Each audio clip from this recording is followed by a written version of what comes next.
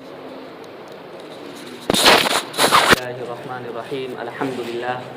الحمد لله رب العالمين والصلاة والسلام على سيد المرسلين محمد وآله وأصحابه وذرياته وأهل بيته أجمعين، أما بعد. قال الله تبارك وتعالى في القرآن المجيد: أعوذ بالله من الشيطان الرجيم، بسم الله الرحمن الرحيم، إن الدين عند الله الإسلام. وقال الله تبارك وتعالى: ومن يبتغ غير الإسلام دينا فلن يقبل منه. صدق اللہ العظیم. دین اللہ رب العزت کے نزدیک اسلام ہے، مذہب اسلام ہی ہے. اور دوسری جگہ ارشاد فرمایا کہ اگر دین اسلام کے علاوہ کسی اور دین پر کوئی عمل کرے گا تو ہرگز اس کو قبول نہیں کیا جائے گا. وَمَن يَبْتَغِ غَيْرَ الْإِسْلَامِ، اسلام کے علاوہ کسی اور دھرم کا کوئی متلاشی ہوگا، کوئی اور دھرم کے وہ پیچھے پڑے گا، کسی اور دھرم کو اپنا رہنما مانے گا، فَلَن يُقْبَلَ مِنْهُ، تو اس کو قبول نہیں کیا جائے گا. اللہ رب العزت کے نزدیک پسندیدہ دین اسلام ہے. میں چاہتا ہوں کہ غیر مسلموں کی طرف سے اسلام پر جو اعتراضات کیے جاتے ہیں وہ بے شمار ہیں، لیکن 40 بڑے بڑے اعتراض جو عام طور پر سمجھے جاتے ہیں اور مشہور و معروف ہیں، میں اس کو آپ کے سامنے پیش کر کے اس کا جواب دوں تاکہ آپ کے ذہن میں رہے کہ اگر کوئی اشکال کرے مذہب اسلام پر تو اس کا کیا جواب ہوگا. کہیں ایسا نہ ہو کہ ہم ہی وسوسے میں پڑ جائیں، نہ واقفیت کی وجہ سے یا مطالعہ نہ کرنے کی وجہ سے ہم ہی شک اور شبہے میں پڑ جائیں جب ہم ان کے جانب سے سوال سنیں جو وہ مذہب اسلام پر کرتا ہے. قسط وار انشاءاللہ آج کے ہفتے سے شروع کر رہا ہوں. 2 3 4 جیسے جیسے موقع ملا ویسے غیر مسلموں کی جانب سے اسلام پر ہونے والا اعتراض اور پھر اس کا جواب. سب سے پہلا اعتراض جو غیر مسلموں کی جانب سے ہوتا ہے وہ یہ ہوتا ہے کہ ہم اسلام ہی کی پیروی کیوں کریں، ہم اسلام ہی کو کیوں مانیں، ہم عیسائی کو کیوں نہیں مانیں، یہودیوں کو کیوں نہیں مانیں، مجوسیوں کو کیوں نہیں مانیں، نصارہ کو کیوں نہیں مانیں. یعنی کہ دنیا میں جو بے شمار ادیان، بے شمار مذاہب ہیں، بے شمار لوگ اپنے اپنے مذہب کو بنا رکھا ہے، ہم اس کو کیوں نہیں مانیں، ہم اسلام ہی کی پیروی کیوں کریں. تو اگر ہمارا عقیدہ سچا ہے، قرآن پر یقین ہے، اللہ کی ذات پر، اس کی صفات پر، اللہ کی وحدانیت پر، اس کی فردانیت پر، اس کی صمدانیت پر اگر ہمیں یقین ہے تو ہم کہہ دیں گے کہ قرآن کا حکم ہے، لہٰذا ہم مذہب اسلام کو مانتے ہیں. جیسا کہ ہم نے 2 آیت آپ کے سامنے پیش کی کہ فرمایا گیا کہ دین اللہ رب العزت کے نزدیک صرف اور صرف اسلام ہے، اور مذہب اسلام کے علاوہ کسی اور دین کا کوئی پیروکار ہوگا تو اس کے جانب سے اس کو قبول نہیں کیا جائے گا. یہ تو ہمارے لیے اور آپ کے لیے ہے جو مسلک پر اور مذہب پر یقین رکھتے ہیں. لیکن اس کو جواب دینے کے لیے، غیر مسلم کو جواب دینے کے لیے ہمیں حالات حاضرہ کے اعتبار سے گفتگو کرنا پڑے گا. دور حاضر کے تناظر میں ہمیں بات کرنی پڑے گی. وہ یہ ہے کہ آپ غور کیجئے کہ دنیا کے جتنے مذاہب ہیں وہ سب کے سب مذاہب اچھے کاموں کا حکم دیتا ہے، کوئی بھی برے کاموں کا حکم نہیں دیتا ہے. جتنے بھی مذہب ہیں، چاہے ہندوازم ہو، چاہے بدھزم ہو، چاہے عیسائی کا مذہب ہو، چاہے یہودیوں کا مذہب ہو، چاہے مجوسیوں کا مذہب ہو، کوئی بھی غلط کام کا حکم نہیں دیتا ہے. کوئی بھی کوئی مذہب نہیں کہا کہ تم بدھ کو پوجو، مورتی کو پوجو، کسی کو قتل کر دو، کسی کی زمین چھین لو یا جھوٹ بولو. کسی مذہب نے یہ تعلیم نہیں دی ہے. دنیا کا ہر مذہب اچھائی کا حکم دیتا ہے، شاندار سوسائٹی میں، بہترین معاشرے میں زندگی گزارنے کا حکم کرتا ہے. برائی کا حکم کوئی بھی مذہب نہیں دیتا ہے، اور اسلام بھی برائی کا حکم نہیں دیتا ہے. تو جب اسلام بھی اچھا کام کرنے کا حکم دیتا ہے اور دیگر مذاہب بھی اچھے کام کرنے کا حکم دیتے ہیں تو پھر دونوں میں فرق کیا ہے؟ فرق یہ ہے کہ اسلام بھی اچھے کام کا حکم دیا، غیر مذاہب یعنی اسلام کے علاوہ جو دھرم ہے اس نے بھی اچھے کاموں کا حکم دیا. لیکن اسلام صرف اچھے کاموں کا حکم نہیں دیتا ہے، بلکہ اس کے اچھے کام کرنے کے لیے جن جن چیزوں کی ضرورت پڑتی ہے ان چیزوں کو سامنے کر دیتا ہے، رکھ دیتا ہے. میں مثال دیتا ہوں آپ کو. چوری ہے، ڈاکہ ہے، ڈکیتی ہے، اس کو دنیا کے ہر مذہب نے برا سمجھا ہے اور کہا ہے کہ یہ برا کام ہے، لیکن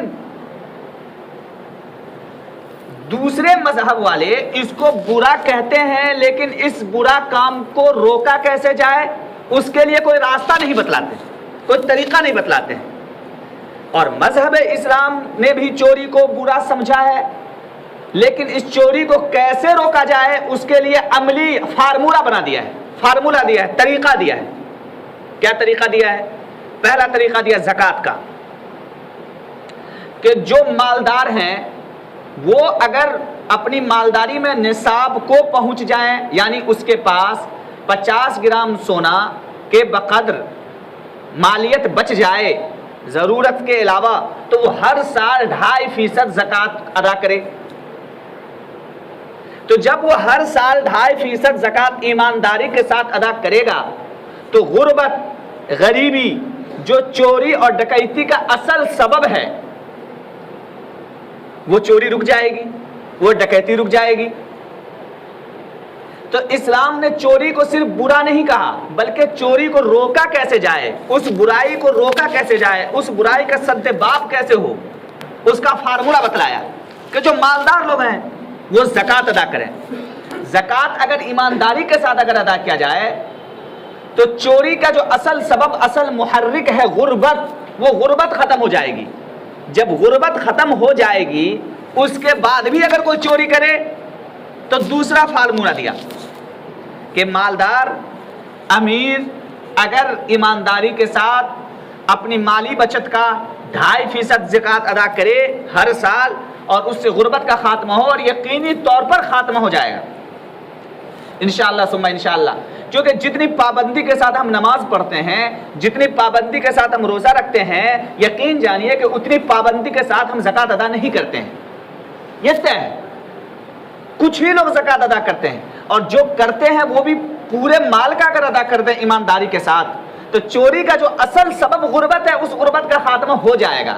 اور اس کے بعد اگر کوئی چوری کرے تو اس کے لیے اسلام نے دوسرا فارمولہ دیا کہ وَالسَّارِقُ وَالسَّارِقَةُ فَاقْطَعُوا أَيْدِيَهُمَا، اس کے بعد بھی اگر کوئی چوری کرے تو اس کا ہاتھ کاٹ ڈالو، اس کا ہاتھ کاٹ ڈالو، کیونکہ اب تو کوئی سبب نہیں ہے نا۔ تو چوری جس کو دنیا کے سارے مذاہب نے برا سمجھا، لیکن اس برائی کو روکنے کا فارمولہ کسی اور مذہب نے پیش نہیں کیا۔ مذہب اسلام نے طریقہ بتلایا کہ اس کو اگر روکنا ہو، چوری کو ختم کرنا ہو، معاشرے سے ڈاکہ اور ڈکیتی کو روکنا ہو، تو اس کے لیے سبب پیدا کرو کہ لوگ چوری نہ کریں۔ لہٰذا علماء نے یہ مسئلہ لکھا کہ اگر قحط پڑ جائے اور اس قحط کی مدت میں کوئی چوری کرے تو اس کا ہاتھ نہیں کاٹا جائے گا، کیونکہ بھوک کی وجہ سے وہ چوری کر رہا ہے۔ ایک چور حضرت عمر فاروق رضی اللہ تعالیٰ عنہ کے زمانے میں چوری کی، لوگوں نے اس کو پکڑ کر لایا حضرت عمر فاروق رضی اللہ عنہ کے پاس۔ لوگوں نے مطالبہ کیا کہ اسلامی قانون کے مطابق اس کا ہاتھ کاٹ ڈالا جائے۔ حضرت عمر فاروق نے تحقیق کیا تو معلوم چلا کہ 4 دن سے بھوکا ہے۔ حضرت عمر فاروق خود پر رونے لگے کہ میرے دور خلافت میں ایک شخص بھوکا ہے اور بھوک کی وجہ سے وہ چوری کے در پہ ہو گیا، چوری کرنے کے لیے آ گیا، میں اس کا ہاتھ کیسے کاٹوں گا؟ ہاتھ حضرت عمر فاروق نے نہیں کاٹا۔ کیوں؟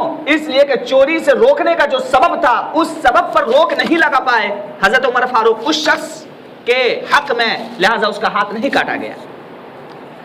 تو اسلام صرف کسی کام کو برا نہیں کہتا، بلکہ اس برائی کو کیسے روکا جائے اس کا حل بتلاتا ہے، اس کا علاج کرتا ہے، اس کا طریقہ بتلاتا ہے۔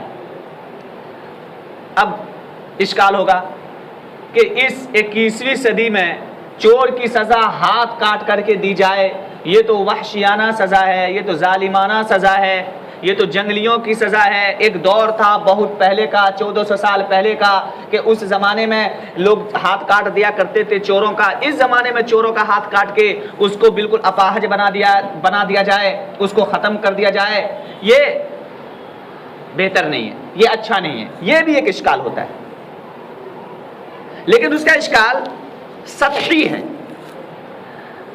آپ ہمیں یہ بتلائیے کہ بہت سارے لوگ، آپ عرب گئے ہوں گے، سعودی عرب، وہاں کا قانون ہے کہ چور کا ہاتھ کاٹ دیا جاتا ہے۔ کتنوں کا ہاتھ آپ نے کٹا ہوا وہاں دیکھا؟ کتنے ایسے تھے جس کا ہاتھ کٹا ہوا نظر آیا آپ کو؟ اگر سخت قانون لاگو کر دینے کی وجہ سے کسی برائی کا خاتمہ ہو سکتا ہو تو اس سخت قانون کے اجرا کرنے میں ہمارا حرج کیا ہے؟ کوئی سخت قانون لگا دینے سے اگر کسی قانون کا، کسی جرم کا، کسی گناہ کا سد باب ہو سکتا ہو تو اس سخت قانون کو لاگو کرنے میں ہمارا کیا حرج ہے؟ سعودی عرب نے یا اسلام نے، مذہب اسلام نے اس قانون کو کہا کہ اگر کوئی چوری کرے گا اور گواہوں کے ذریعے سے اس کی چوری ثابت ہو جائے گی تو اس کا ہاتھ کاٹ ڈالا جائے گا۔ اس قانون کے ڈر کی وجہ سے جو چوری کرنا بھی چاہتے تھے وہ چوری سے رک گئے، چوری سے وہ رک گئے۔ فرض کیجئے کہ آج امریکہ دنیا کا سب سے ترقی یافتہ ملک سمجھا جاتا ہے، اور یہ عجیب و غریب بات ہے کہ جہاں 100% تعلیم ہو، جہاں کے لوگ ترقی یافتہ سمجھے جاتے ہوں، جہاں کا کلچر کو لوگ اپنا رہے ہوں، وہاں چوری کی شرح سب سے زیادہ ہے، بلکہ جرائم کی شرح سب سے زیادہ ہے۔ تو وہاں چوری کی شرح امریکہ میں سب سے زیادہ ہے۔ آپ فرض کر لیں کہ امریکہ میں اسلامی قانون نافذ ہو جاتا ہے کہ ہر مالدار زکوٰۃ ادا کرتا ہے ایمانداری کے ساتھ 2.5%، اور اس کے بعد بھی اگر کوئی چوری کرتا ہے تو اس کا ہاتھ کاٹ ڈالا جاتا ہے، تو ابھی جو امریکہ میں چوری ہو رہی ہے، جس تعداد میں، جس شمار میں، اس میں کمی آئے گی یا زیادتی ہوگی یا برابر سرابر رہے گی؟ یقیناً کمی آئے گی۔ چوری کا کام رک جائے گا، ختم ہو جائے گا۔ تو اگر اسلام نے چوری کو برا سمجھا ہے تو چوری کو کیسے روکا جائے، ڈاکہ کو کیسے روکا جائے، اس کا فارمولہ بھی بتلایا ہے، اس کا حل بھی بتلایا ہے۔ دیگر مذاہب نے اس کا حل نہیں بتلایا ہے، لہٰذا دیگر مذاہب کے مقابلے میں مذہب اسلام ہی پیروی کرنے کے لائق ہے اور مذہب اسلام ہی کو مانا جائے۔ لہٰذا اگر غیر مسلم کی جانب سے اگر اعتراض ہو کہ ہم اسلام ہی کی پیروی کیوں کریں، تو اس کا جواب یہ ہوگا کہ ہم اسلام کی پیروی اس لیے کریں گے کہ معاشرے میں ہم کیسے زندگی گزاریں، اس کا حل پورے طور پر اسلام بتلاتا ہے، پورے طور پر اس کی رہنمائی کرتا ہے۔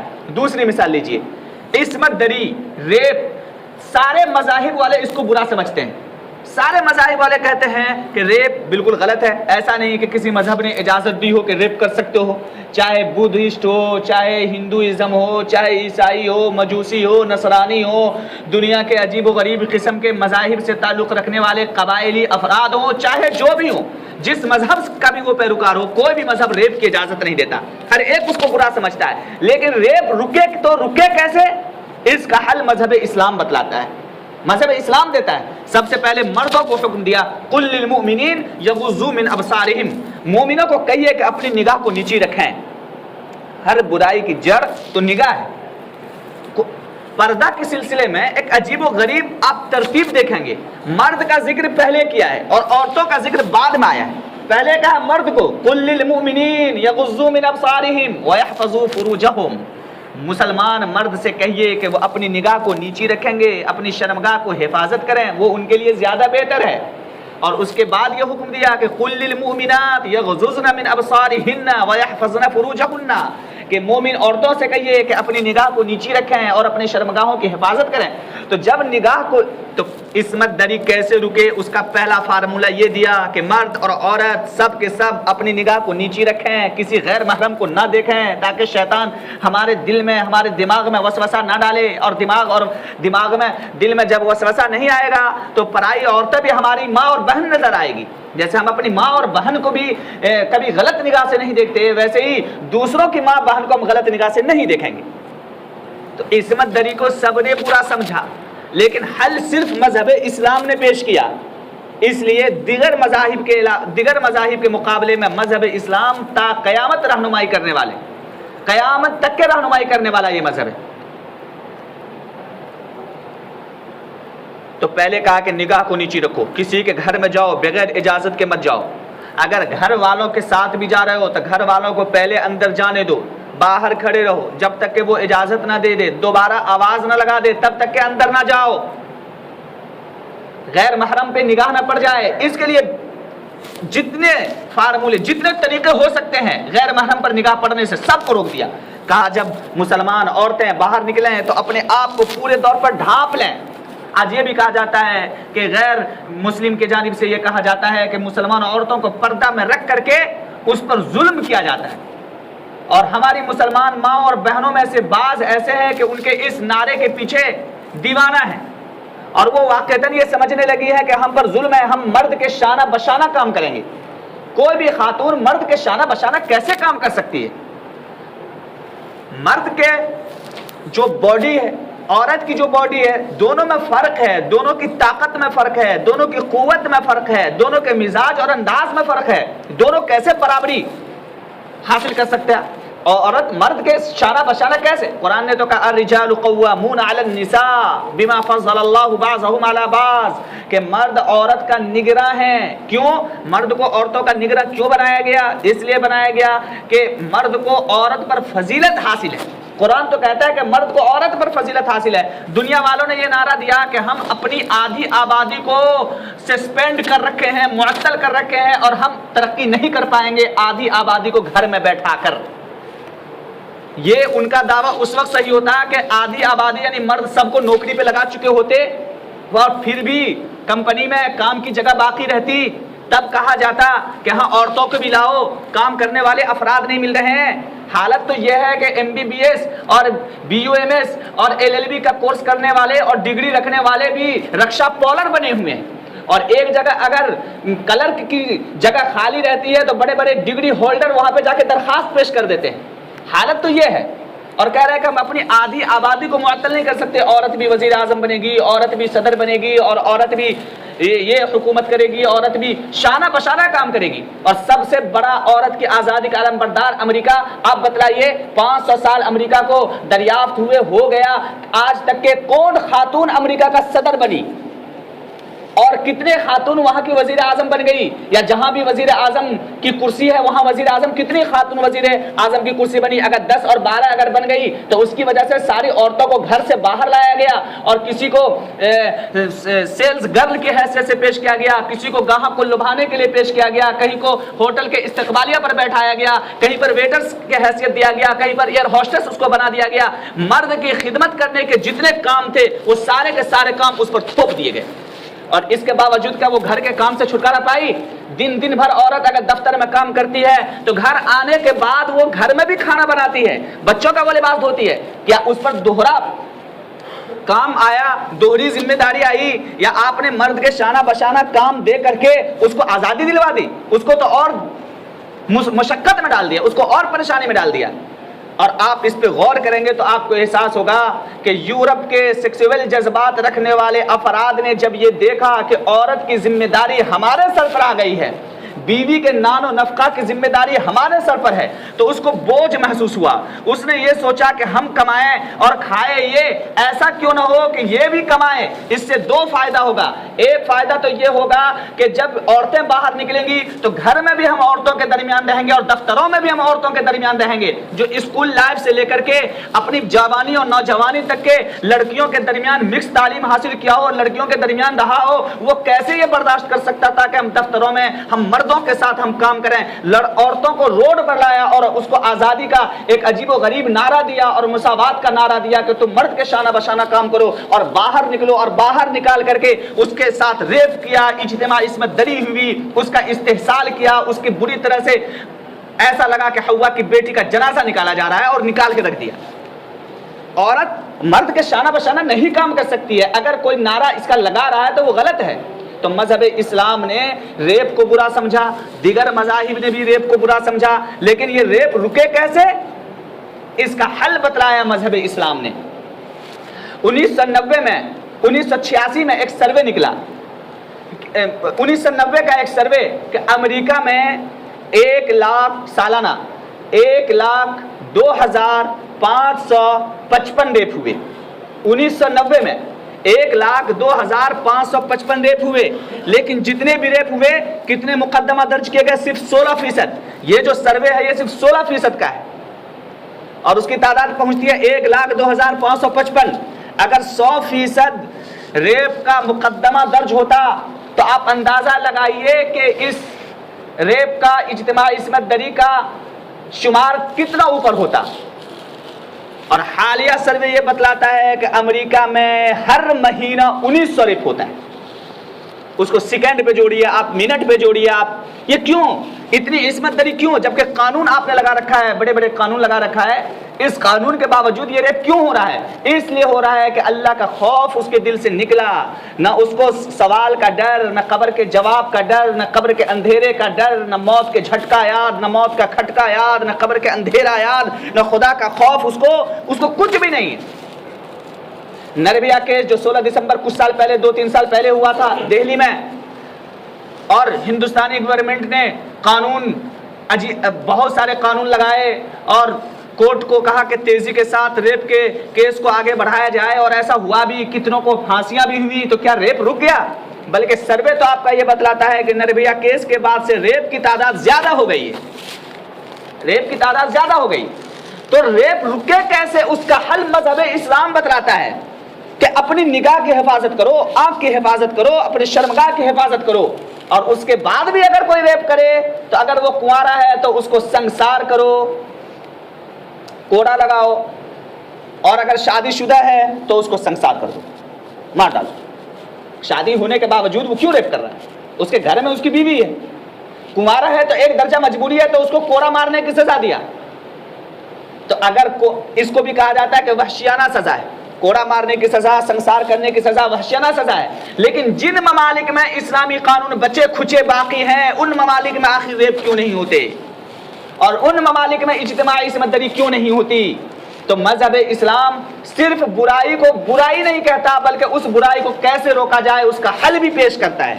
اس برائی کو کیسے روکا جائے اس کا حل بھی پیش کرتا ہے۔ میں نے 2 ایگزامپل دیے، 2 مثال دیے۔ تو اگر یہ اشکال اگر ہو غیر مسلم کے جانب سے کہ دنیا میں تو بے شمار مذاہب ہیں، ان مذاہب کو چھوڑ کر ہم اسلام ہی کو کیوں مانیں، تو آپ یہ بتلائیے کہ ہم اسلام کو اس وجہ سے مانیں گے کہ اسلام زندگی گزارنے کا مکمل طور پر رہنمائی کرتا ہے، آدھا ادھورا رہنمائی نہیں کرتا ہے، مکمل طریقے سے رہنمائی کرتا ہے۔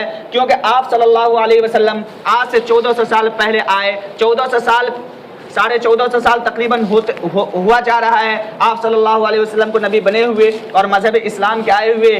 ان مدت میں آپ صلی اللہ علیہ وسلم نے جو تعلیمات صرف 23 سال کی مدت میں دی تھی، ان 1400 سال میں بے شمار مسائل سامنے آ گئے، لیکن وہی قرآن اور وہی حدیث اسی مسئلے کا حل بتلاتا ہے کہ نہیں بتلاتا ہے؟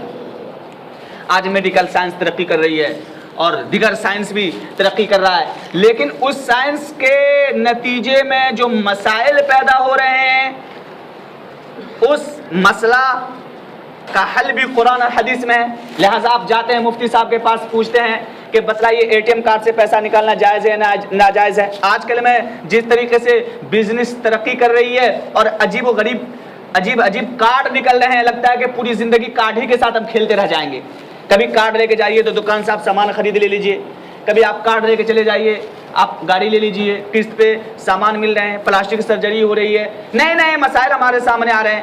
اگر کسی کی بچے دانی خراب ہے تو بچے دانی تبدیل کر کے اس کا بچہ پیدا کر دیا جا رہا ہے، مرد کے جرثومہ میں کمی ہے۔ میڈیکل سائنس عجیب جس طرح وہ ترقی کر رہا ہے، علماء کا سر بھاری ہوتا چلا جا رہا ہے، مرد عورت بن جا رہا ہے، عورت مرد بن جا رہی ہے، اس سے بچے بھی پیدا ہو رہے ہیں۔ میراث کون والا ملے گا، مرد والا ملے گا یا عورت والا ملے گا؟ یہ اسلام اس کی رہنمائی کر رہا ہے، قیامت تک رہنے والا یہ مذہب ہے۔ لہٰذا قیامت تک جو مسائل پیش آئیں گے، ہر مسئلہ کی قرآن بھی رہنمائی کرے گا، حدیث بھی رہنمائی کرے گا۔ لہٰذا اگر کوئی پوچھے کہ اگر سارے مذاہب صحیح بات کی تعلیم دیتے ہیں تو سارے مذاہب کو چھوڑ کر ہم مذہب اسلام ہی کی پیروی کیوں کریں گے؟ تو اس لیے کریں گے کہ مذہب اسلام صرف برائی کو برائی نہیں کہتا، بلکہ اس برائی کو روکنے کے لیے، اس برائی پر قدغن لگانے کے لیے اور اس برائی پر روک لگانے کے لیے فارمولہ پیش کرتا ہے، اس کا حل پیش کرتا ہے۔ دوسرا اشکال جو غیر مسلم کے جانب سے ہوتا ہے کہ اگر ہم مورتی پوجا کرتے ہیں یا بتوں کی پوجا کرتے ہیں تو آپ بھی خانہ کعبہ کی پوجا کرتے ہیں۔ یہ بہت اشکال کرتا ہے۔ وہ آپ لوگ رہتے ہوں گے، آفس میں رہتے ہوں گے، آپ کے غیر مسلم ساتھی دوست ہوتے ہوں گے، ہو سکتا ہے ان لوگوں نے بھی آپ کو اعتراض کیا ہوگا، مجھ سے بھی کئی سارے لوگوں نے کیا کہ اگر ہم مورتیوں کی پوجا کرتے ہیں اور بتوں کے سامنے ہم جھکتے ہیں تو آپ بھی تو کعبہ کی پوجا کرتے ہیں۔ سارے کے سارے مسلمان کعبہ کی طرف رخ کیے ہوئے ہیں اور کعبہ کا پوجا کر رہے ہیں۔ تو یہ بات آپ یاد رکھ لیجئے کہ مذہب اسلام اللہ رب العزت کو چھوڑ کر کسی کی پوجا کرنے، کسی کی عبادت کرنے کی اجازت نہیں دیتا ہے۔ کسی کو بھی پوجا کرنے کی اجازت نہیں دیتا، کسی کے سامنے جھکنے کی وہ اجازت نہیں دیتا، حتیٰ کہ آپ صلی اللہ علیہ وسلم کا پاک ارشاد ہے کہ اللہ کے علاوہ اگر کسی کو سجدہ کرنے کی اجازت ہوتی تو میں بیوی کو حکم دیتا کہ وہ اپنے شوہر کو سجدہ کرے، بیوی کو حکم دیتا کہ وہ اپنے شوہر کو سجدہ کرے، لیکن اللہ کے سامنے، اللہ کے علاوہ کسی کے سامنے جھکنے کی اجازت نہیں ہے، لہٰذا سجدہ صرف اللہ رب العزت کے لیے، عبادت صرف اللہ رب العزت کے لیے، نہ کسی درخت کی، نہ کسی پتھر کی، نہ کسی مورتی کی، نہ کسی بت کی عبادت کی اجازت شریعت میں ہے ہی نہیں، شریعت اسلامیہ میں نہیں ہے۔ اور اس پر اس قدر سختی کی گئی ہے کہ اگر قبرستان میں نماز پڑھنا جائز ہے یا ناجائز ہے، جہاں پر تھوڑا سا اشتباہ بھی پیدا ہو جاتا ہے کہ غیر اللہ کی عبادت ہو رہی ہے، غیر اللہ کی عبادت ہو جا رہی ہے، تو کہا جاتا ہے کہ نہیں، اس سے روکو، وہاں پر نہیں، دوسری جگہ جا کر کے نماز پڑھو۔ مثال کے طور پر یہ کہا جاتا ہے کہ سترہ، اگر کسی ایسی جگہ ہم نماز پڑھ رہے ہیں کہ سترہ قائم کرنے کی ضرورت ہو تاکہ سامنے سے کوئی گزرے نہیں، تاکہ گزرنے والا گنہگار نہ ہو، نمازی کے سامنے سے اگر کوئی گزرتا ہے تو گنہگار ہو جاتا ہے نا، تو اس کے لیے سترہ قائم کیا جاتا ہے، کسی لکڑی کو کھڑا کر دیا، کسی چیز کو کھڑی کر دیا سامنے میں کہ وہ کھڑی رہے۔ اس کو ہم کہاں پہ رکھیں گے؟ تو دائیں رکھ لیجئے یا تھوڑا سا بائیں رکھ لیجئے، ٹھیک سامنے نہ رکھیے تاکہ یہ شبہ نہ ہو کہ آپ اس لکڑی کی آپ پوجا کر رہے ہیں، اس لکڑی کی عبادت کر رہے ہیں۔ کسی پتھر، کسی درخت، کسی شجر، کسی حجر کی اجازت ہے ہی نہیں کہ اس کی عبادت کی جائے۔ حجر اسود جس کو لوگ بوسہ لیتے ہیں، جس کو لوگ جا کر کے چومتے ہیں، اس کو سلام کرتے ہیں، حضرت عمر فاروق رضی اللہ تعالیٰ عنہ کا ارشاد جو امام بخاری نے اپنے صحیح البخاری میں نقل کیا ہے، ذرا سنیے۔ حضرت امام بخاری نقل کرتے ہیں، حضرت عمر فاروق رضی اللہ تعالیٰ عنہ نے حجر اسود کو مخاطب کرتے ہوئے فرمایا، انی اعلم انک حجر لا تضر ولا تنفع ولولا رأیت رسول اللہ صلی اللہ علیہ وسلم یقبلک ما قبلتک، میں جانتا ہوں کہ تو ایک پتھر ہے، تو نہ مجھے نفع پہنچا سکتا ہے اور نہ ہی نقصان پہنچا سکتا ہے، اگر میں نے رسول اللہ صلی اللہ علیہ وسلم کو تم کو چومتے ہوئے نہیں دیکھتا تو میں نہ چومتا۔ یعنی کہ میں اگر بوسہ لے رہا ہوں تو صرف اس وجہ سے کہ اللہ کے رسول صلی اللہ علیہ وسلم کو میں نے بوسہ لیتے ہوئے دیکھا ہے، اس وجہ سے میں تم کو بوسہ لے رہا ہوں۔ خانہ کعبہ کے مسلمان پوجا نہیں کرتے ہیں، خانہ کعبہ کے مسلمان اگر پوجا کرتے تو آپ میں سے تقریباً سب کو معلوم ہوگا کہ دور نبوی میں جب مسجد نہیں بنی ہوئی تھی، ایک جھوپڑی کی شکل میں مسجد نبوی تھی، تو حضرت بلال رضی اللہ تعالیٰ عنہ خانہ کعبہ کے چھت پر چڑھ کر اذان دیا کرتے تھے، کعبہ کے چھت پر چڑھ کر اذان دیا کرتے تھے۔ اگر ہم اس کو معبود سمجھتے، اگر ہم خانہ کعبہ کی پوجا کرتے تو کیا کسی مورتی کے اوپر پاؤں رکھا جاتا ہے؟ کسی بت کے اوپر کوئی پاؤں رکھا جاتا ہے؟ خانہ کعبہ ہمارے نزدیک مقدس ترین جگہ ہے، بہت اہم ترین جگہ ہے، لیکن ہم اس کی عبادت نہیں کرتے ہیں۔ خانہ کعبہ کی طرف گھوم کر کے نماز کیوں پڑھتے ہیں وہ سن لیجئے۔ گھوم کر نماز اس وجہ سے پڑھتے ہیں کہ آپ صلی اللہ علیہ وسلم جب نبی بنے تو بیت المقدس کی طرف گھوم کر نماز پڑھتے تھے، لیکن اللہ کے رسول صلی اللہ علیہ وسلم کی شدید خواہش تھی کہ ہم خانہ کعبہ کی طرف گھوم کر نماز پڑھیں۔ بار بار وہ آسمان کی طرف نگاہ اٹھاتے تھے کہ اب جبرائیل امین آئے، کب آئیں گے، کب جبرائیل آئیں گے، یہ حکم لے کر کے کہ آپ خانہ کعبہ کی طرف گھوم کر کے نماز پڑھیے۔ بار بار اوپر کی طرف نگاہ کرتے تھے۔ قرآن نے نقشہ کھینچا، قد نرا تقلب وجهک فی السماء، اے نبی ہم آسمان کی طرف آپ کا بار بار دیکھنا دیکھ رہے ہیں، ہم دیکھ رہے ہیں کہ آپ آسمان کی طرف بار بار دیکھ رہے ہیں۔ فولی وجهک شطر المسجد الحرام، لہذا مسجد حرام کی طرف گھوم کر کے آپ نماز پڑھ لیجیے، مسجد حرام کی طرف گھوم کر کے آپ نماز پڑھ لیجئے۔ اسلام چونکہ وحدت کی تعلیم دیتا ہے، یکسانیت کی تعلیم دیتا ہے، اور مسلمان خانہ کعبہ کی طرف گھوم کر اس وجہ سے نماز پڑھتے ہیں تاکہ پوری دنیا کے مسلمانوں میں یک اجتماعیت اور وحدانیت کا تصور قائم ہو، اور یہ احساس ہو کہ سارے کے سارے مسلمان متحد ہیں، سارے کے سارے مسلمان موحد ہیں، سارے کے سارے مسلمان ایک ہیں۔ لہٰذا جو ایسٹ میں رہتے ہیں ویسٹ گھوم کر کے نماز پڑھیں گے، جو ویسٹ میں رہتے ہیں اور خانہ کعبہ اس کا مشرق میں پڑتا ہے تو مشرق کی طرف گھوم کر کے نماز پڑھیں گے، کوئی جنوب میں رہتا ہے خانہ کعبہ شمال میں پڑتا ہے تو شمال کی طرف رخ کر کے وہ نماز پڑھیں گے، سب کے سب خانہ کعبہ کی طرف گھوم کر کے نماز پڑھیں گے تاکہ اتحاد قائم ہو، وحدانیت قائم ہو۔ تو ہم خانہ کعبہ کی پوجا نہیں کرتے، خانہ کعبہ کی ہم پرستش نہیں کرتے، اس کی طرف گھوم کر کے ہم نماز پڑھتے ہیں تاکہ مسلمانوں میں وحدانیت کا تصور ہو۔ اگر کوئی یہ کہے کہ آپ خانہ کعبہ کی پوجا کرتے ہیں تو ہم کہتے ہیں کہ اگر خانہ کعبہ کی پوجا کرتے تو اس کے علاوہ ہماری عبادت نہیں ہوتی، لیکن مسئلہ ہے کہ آپ کسی جنگل میں چلے گئے، کبھی کبھی ایسا ہوتا ہے نا، آپ لوگ کیا بولتے ہیں اس کو نہیں معلوم، لیکن ہم لوگ اپنی زبان میں اس کو بولتے ہیں کہ دکھاؤس لگ گیا، یعنی پتہ ہی نہیں چلتا ہے کہ پورب کدھر ہے، پچھم کدھر ہے، اتر کدھر ہے، دکھن کدھر ہے۔ پچھم جیسے ادھر ہے تو آپ کو لگے گا کہ پچھم ادھر ہے، اتر ادھر ہے تو آپ کو لگے گا کہ کہیں اور ہے، ایسا احساس ہونے لگتا ہے۔ جب ایسی حالت ہو جائے اور آپ کو کوئی بتلانے والا نہیں ہے کہ پچھم کدھر ہے، خانہ کعبہ کدھر ہے، تو کیا کریں گے آپ؟ کیا نماز کو قضا کر دیں گے؟ بلکہ یہ کہا جائے گا کہ آپ غور کر لیجئے، سوچ لیجئے، اور آپ کا راجح ذہن کیا کہتا ہے، آپ کا گمان غالب کیا کہتا ہے، آپ ادھر ہی رک کر کے نماز پڑھ لیجئے، چاہے اتری کی جانب کیوں نہ ہو، پوربی کی جانب کیوں نہ ہو، کیونکہ آپ کا دماغ کہہ رہا ہے کہ پچھم ادھر ہی ہے۔ تو نماز قضا ہونے سے بہتر یہ ہے کہ آپ نماز پڑھ لیجئے، تو ہماری نماز نہیں ہوتی ایسی حالت میں، کیونکہ ہم نے تو خانہ کعبہ کی طرف رخ کیا ہی نہیں، اور آپ کہتے ہیں کہ ہم خانہ کعبہ کی پوجا کرتے ہیں۔ خانہ کعبہ کی ہم پوجا نہیں کرتے ہیں، بلکہ خانہ کعبہ کی طرف گھوم کر کے ہم نماز پڑھتے ہیں۔ ہم حجر اسود کی بھی پوجا نہیں کرتے۔ حجر اسود کے بارے میں حضرت عمر فاروق کا میں نے قول آپ کے سامنے سنا دیا۔ تو پہلا اشکال تو یہ کرتے ہیں غیر مسلم کہ اسلام ہی کے ہم پیروی کیوں کریں، اس کا بھی جواب ذہن نشی کیجئے، اور